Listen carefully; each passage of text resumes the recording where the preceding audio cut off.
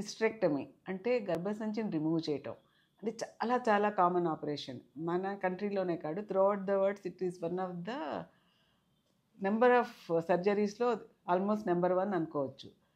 Especially మన కంట్రీలో rural ఏరియాస్కి వెళ్తే చాలామందికి చాలా చిన్న ఏజ్లోనే యూట్రస్ని తీసేస్తూ ఉంటారు. Is it really important? Bleeding, abnormal bleeding ఉండడం, దానివల్ల యూట్రస్ను తీసేయటం అన్నది చాలా జరుగుతూ ఉంటుంది. ఈ అబ్నార్మల్ యూట్రైన్ బ్లీడింగ్ని చాలా వాటికి మనం మందులతో తగ్గించవచ్చు. అబ్నార్మల్ బ్లీడింగ్ కాగానే యూట్రస్ తీసేయడం అన్నది ఆన్సర్ కాదు. కొంతమంది ఏంటంటే ఊరికనే పీరియడ్స్ వస్తూ ఉన్నాయి, ఇది నాకు ఇబ్బందిగా ఉంది, దీనివల్ల కూడా యూట్రస్ తీసేయచ్చు అనుకుంటుంటారు. అది కూడా కరెక్ట్ కాదు. ఎప్పుడు తప్పనిసరిగా యూట్రస్ తీయాలి అంటే కొన్ని సమస్యలకి ఇక వేరే దారి ఉండదు. మనం మందుల వల్ల అబ్నార్మల్ యూట్రైన్ బ్లీడింగ్ని అసలు తగ్గించలేకపోతున్నాం అనుకోండి, అప్పుడు లాస్ట్కి యూట్రస్ తీయాల్సి వస్తుంది.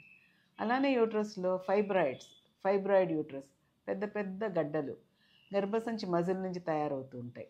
వీటి వల్ల ఇబ్బంది ఎక్కువైనప్పుడు, పెయిన్, బ్లీడింగ్ ఇట్లాంటి ప్రాబ్లమ్స్ వచ్చినప్పుడు కూడా హిస్టరెక్టమీ చేస్తాం. అలానే ఇంకొకటి అడినోమయోసిస్, సివియర్ పెయిన్ ఉంటుంది పీరియడ్స్లో. అలాంటి వాళ్ళకి ఏ దారి లేనప్పుడు లాస్ట్కి యూట్రస్ రిమూవ్ చేస్తాం అన్నమాట.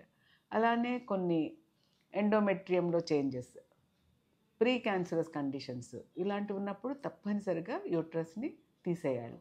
అంటే కార్సినోమా ఇన్సిటు సర్విక్స్లో ఉండడము, లేకపోతే ఎండోమెట్రియంలో క్యాన్సర్ వచ్చేట్టుగా ఉండడము, ఇలాంటివి ఉన్నప్పుడు కూడా గర్భసంచిని తీసేయాల్సి వస్తుంది. ఇట్లా కొన్ని కండిషన్స్లో తప్పనిసరిగా యూట్రస్ని రిమూవ్ చేయాలి. అంతేగాని ప్రతి చిన్న సమస్యకి యూట్రస్ని తీసేయడం అన్నది ఆన్సర్ కాదు.